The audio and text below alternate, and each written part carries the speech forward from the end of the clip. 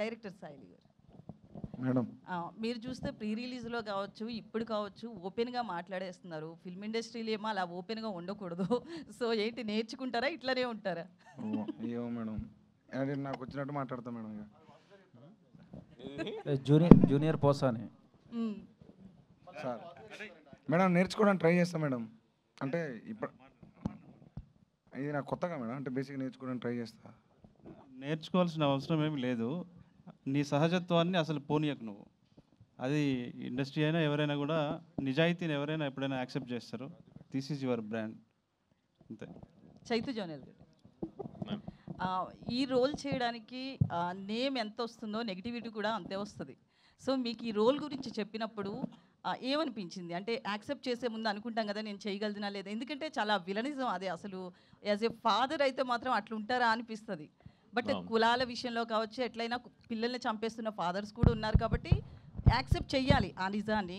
So మీకు చెప్పినప్పుడు ఏమనిపించింది? నాకు ఛాలెంజింగ్ అనిపించింది ఫస్ట్ రోల్, ఆ కుంటుకుంటూ ఆ యాస. అండ్ నేను 20 ఏళ్ళ నుంచి అమెరికాలో ఉన్నాను నేను. సో నాకు once in life time opportunity అనిపించింది. క్లైమాక్స్ గురించి వాళ్ళు చెప్పారు నాకు. I expected. నాకు రెగ్యులర్గా ఫోన్ కాల్స్ మెసేజ్ వస్తున్నాయి. They are hating Venkanna but they are loving the actor. Negativity వస్తుందని తెలుసు, but as an actor Bose garu రాసుకున్న కథకి న్యాయం చేయడం నా పని. I think that's what I did. Yeah, thanks sir. నేను సార్ క్వశ్చన్ అడగాను కానీ సినిమా మీద వచ్చిన నా ఫీలింగ్ చెప్తాను sir. Sir first of all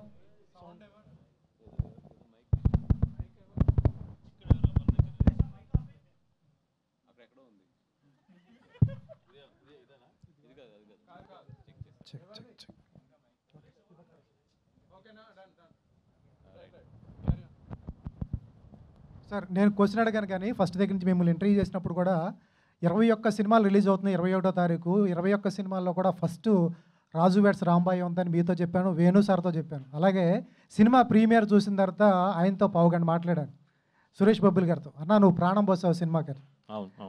sir నేను ఆయన డైరెక్టర్ గారు ఎలా పట్టుకున్నాడో కాస్టింగ్ కానీ, రాజు కానీ, రాంబాయి కానీ, చైతన్య గారు, వెంకన్న గారిని ప్రాణం పోసారు సార్. అసలు వాళ్ళు రాజు వెడ్స్ రాంబాయి అంటే వాళ్ళిద్దరే కనిపించారు. తర్వాత చైతన్య గారు సార్ మీరు ఎక్కడ ఉంటారు, నెక్స్ట్ లెవెల్ ఉంటారు. Super sir. అలాగే మీరు కూడా బన్నీ గారు, బన్నీవాస్ గారు కానీ మీరు కానీ సార్ ఇటువంటి పల్లె వాసన వచ్చే కథలను ఎంకరేజ్ చేస్తే నెక్స్ట్ లెవెల్.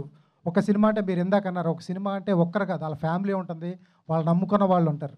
అలాగే ఎంకరేజ్ చేస్తూ ఉన్నాడు. మీరిద్దరు చేస్తే మంచి మంచి కథలు చాలా నోచుకొని ఉన్నాయి. చాలా వస్తే మాత్రం వాళ్ళని మీరు అన్నట్టు వాళ్ళకి ఎంట్రీ కూడా ఉండదు. అటువంటిది మీరు అవకాశం కల్పిస్తున్నారు. All the best sir.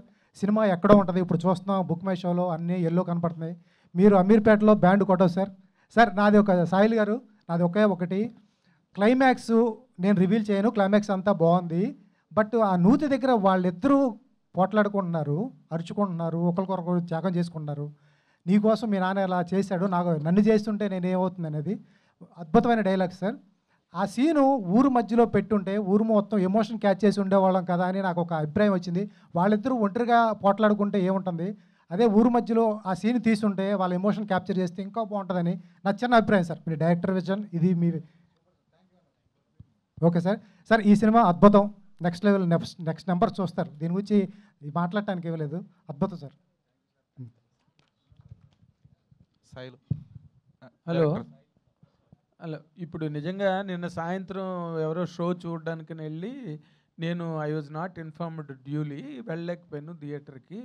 నిన్న రాత్రి నుంచి గిల్టీగా ఈ సినిమాకి వెళ్ళలేదే అని పడుకుని వాళ్ళ ఉదయం 11 గంటలకి సినిమాకి వెళ్ళి అప్పటి నుంచి ఇప్పటి వరకు ఇదే. మీ పక్కనే సురేష్ ఉన్నాడు, పర్లేదండి, మీకని వయసులో చిన్నాడు, ఒకటి వేయచ్చు. నేను పర్లేదు. వాళ్ళు let me tell you, Vasu గారు జోక్ చేస్తున్నారు, ఈ జస్ట్ కిడింగ్. జోక్ సీరియస్గానే నేను గ్రూప్లో పెట్టారు, చూసుకోలేదు, నాదే పొరపాటు. సురేష్ కాపాడేశారు, నాదే పొరపాటు. But I slept with lot of guilty. రాత్రి అయ్యే మంచి సినిమా మిస్ అయిపోయింది, నేను ఈ సినిమా మీద మంచి ఎక్స్పెక్టేషన్ ఉంది అనుకుని ఉదయం 11 నుంచి ఇప్పటి వరకు ఇదే సినిమా మూడ్లో కూర్చున్నాం. ప్రెస్ మీట్ అంటేనే భయం వేసి పారిపోయే రోజుల్లో ఒక ప్రెస్ మీట్ కోసం అని చెప్పి ఏం అడగాలి, ఏం చూసాము, ఏం తీశారు అని చెప్పి అన్న ఫీలింగ్లో ఉన్న ఈ రోజుల్లో you have delivered masterpiece. ఇక్కడ ఎవరిని ఏం మెచ్చుకోవాలో కూడా తెలియట్లే.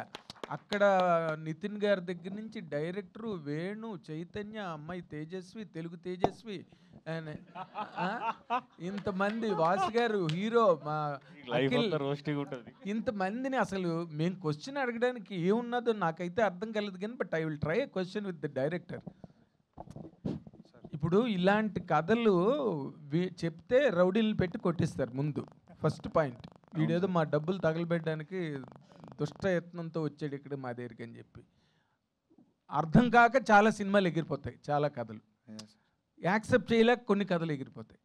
ఈ కథను మీరు యాక్సెప్ట్ చేయించుకోవడంలో మీరు ఫేస్ చేసిన ఛాలెంజ్ ఏంటి?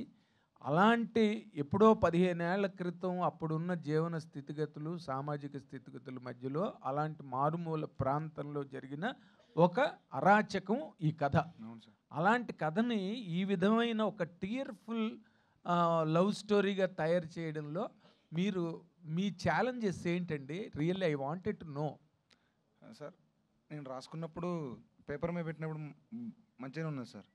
కానీ అక్కడ ఉన్న అది సందర్భం ఉన్నది కదా సార్, అది చాలా ఎమోషనల్ సార్.